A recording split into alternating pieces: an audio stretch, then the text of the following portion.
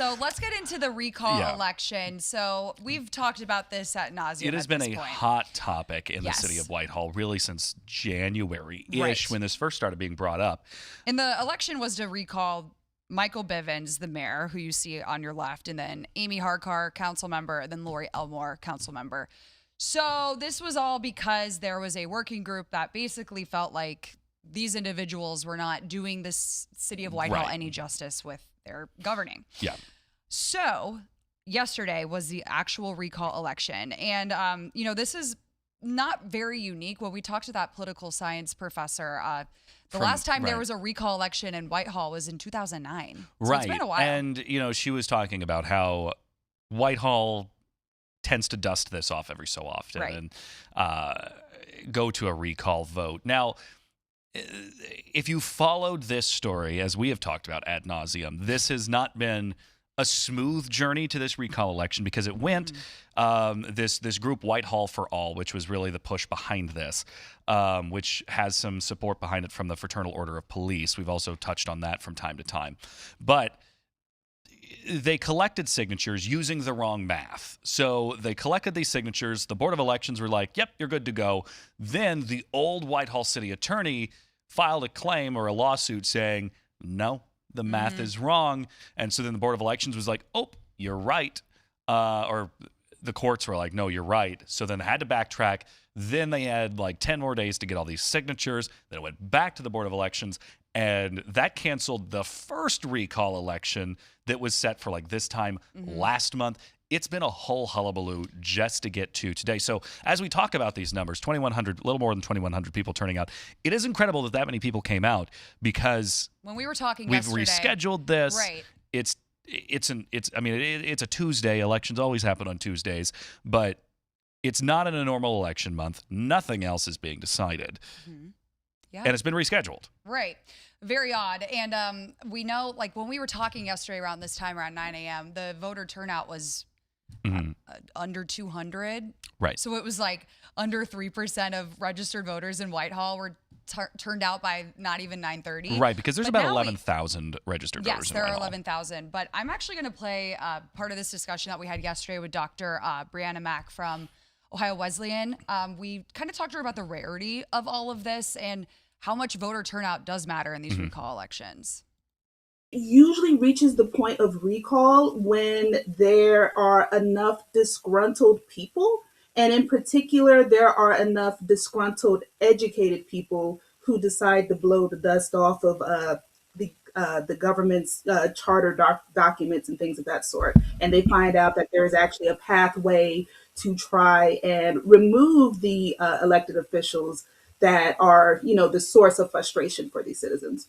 And we know the numbers just under 3% as of almost 9:45 this morning of registered voters in Whitehall have casted their vote on this recall election. What is the percentage of voter turnout typically for recall elections like this? Oh my goodness. You are lucky if you get anything more than 10 to 20%. It also depends on exactly when this recall election or this special election happens.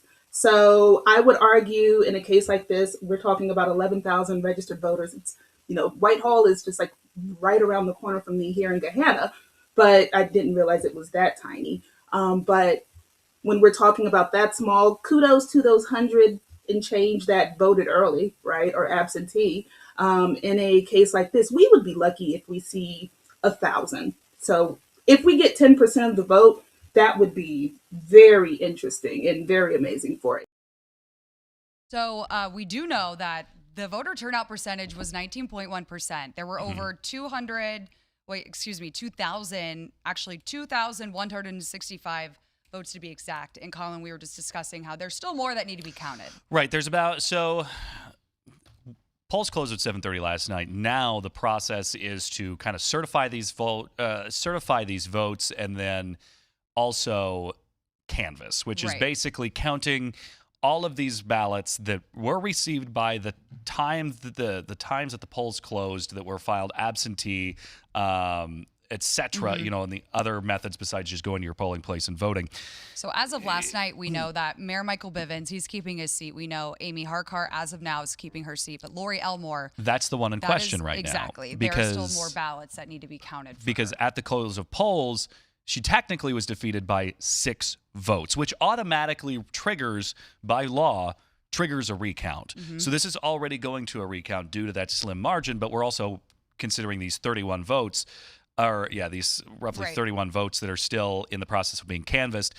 It could make a difference. Right. And so when we talk about that, because there's the possibility that somebody mailed in a ballot or then voted that day, which then one of them cancels out the other. So they have to go through and see which ones count, etc. We'll have those official results no later than Monday. Right. But this has cost the city of Whitehall $40,000. This has just been a long time coming. So the Right. fact that we still just don't even have the answers from polls closing at 7:30, it's just, and now keeps if on going. Lori Elmore does lose her seat at Right. the end of the day, we now have to fill that seat. Yes. And is that, and I should probably look more into that. If in this event, does Mayor Bivens then have the power to appoint somebody to that seat, or do we then have to run a special election for the rest of the term? Well, I'm going to play a little bit of the sound after our Libby, Kathy, was there as the polls closed. She spoke to everyone involved. It's about building the community. It's about unifying the community. It's about keeping the community intact and economic development and growth. Because if we don't grow, we die. We've really done everything that we can to try to move this city forward.